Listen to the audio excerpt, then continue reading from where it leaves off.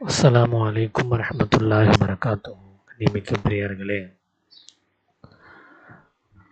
நேற்று ஒரு செய்தி வெளியானது.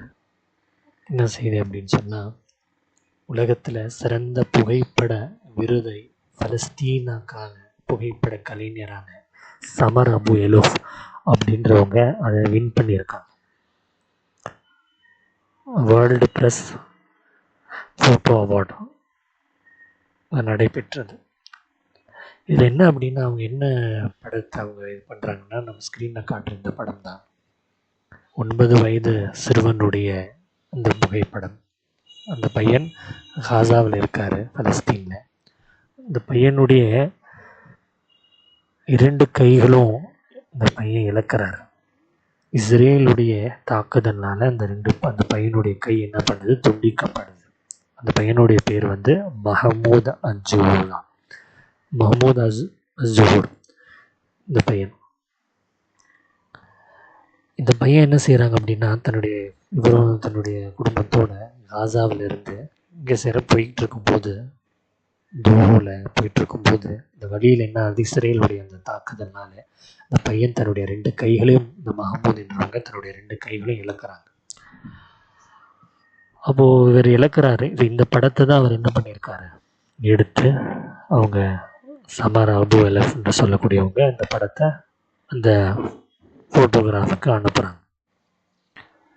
இப்போ இந்த பையனுடைய இந்த படத்தை பற்றி ஜூமனாயில் ஜெயின் குஹோரி அவங்க யாருன்னா world press photos executive director. அவங்க சொல்கிறாங்க, இந்த படத்தை பார்த்து இது சத்தமாக பேசக்கூடிய ஒரு அமைதியான புகைப்படம்னு சொல்கிறாங்க.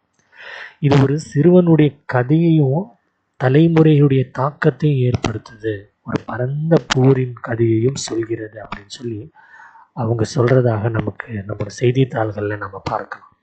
அந்த மாதிரி இந்த சிறுவனுடைய நிலை இருக்கு. அந்த சமர் என்றவங்க அந்த தாய் இடத்துல பேசும்போது நிறைய விஷயங்கள் அவங்க தாய் சொல்கிறாங்க. அதில் ஒரு விஷயத்தை அவங்க பதிவு செய்கிறாங்க, மனதையே உழுக்கிற மாதிரியான ஒரு செய்தி. அது என்ன அப்படின்னா, அவங்க கேட்குறாங்க, எப்போ என்னுடைய மகன் இருக்கார்ல, என்னுடைய மகன் வந்து எப்போ வந்து தன்னுடைய 2 கைகள் போனதை அவர் உணர்ந்தாரோ, அப்போ என்ன செய்கிறாருன்னா, என்னுடைய மகனுக்கு அப்போ தெரியுது என்னுடைய 2 கை போயிடுச்சுன்னு சொல்லி அப்போ மகன் என்கிட்ட சொல்கிறாரு, என்னுடைய தாயே, உங்களை நான் கட்டி பிடிக்கணும்னு ஆசையாக இருக்குது, ஆனால் என்ன செய்ய முடியலை, என்னால் கட்டி பிடிக்க முடியலைன்ற அந்த விஷயத்த சொல்கிறாங்க. இந்த மாதிரி நிலைகள் காசாவில் இருக்குது. அல்லாஹ் தஆலா நம்ம அதிகமாக துஆ செய்யணும். காசா பலஸ்தீனுடைய மக்களுடைய அவங்களுடைய சந்தோஷத்துக்காக அதிகமாக துஆ செய்யணும். ஹஜ்ஜிமார்களுக்கும் உம்ரா செய்கிறவங்க, இவங்க எல்லாம் தன்னுடைய துஆக்களில் குறிப்பாக இந்த மக்களுக்காக பிரத்யேகமான துஆக்கள் செய்யணும். எல்லாருமே தன்னுடைய வக்துடைய தொழுகையிலையும் சரி மக்களுக்காக அதிகமாக துஆ செய்யணும். நான் அந்த மக்களுடைய வாழ்க்கையே இப்படி தான் இருக்குது. தினசரி மரணங்கள் இதே தான் பார்க்குறாங்க. அந்த மக்கள் நிம்மதியே இல்லாத ஒரு வாழ்க்கை இருக்குது. குறிப்பாக சிறுவர்கள், குழந்தைகள், பெண்கள் நிறைய இந்த மாதிரியான தாக்குதலில் அவங்க ஷஹீதாகிறாங்க. கண்ணியமிக்க பெரியார்களே, நாம் இவங்களுக்காக என்ன செய்யணும், துஆ செய்ய கடமைப்பட்டிருக்கோம். எல்லாம் வல்ல அல்லாஹ் காசா பலஸ்தீனுடைய மக்களுக்கு நிம்மதியான ஒரு வாழ்க்கை எல்லாம் நசீபாக்குவானாக.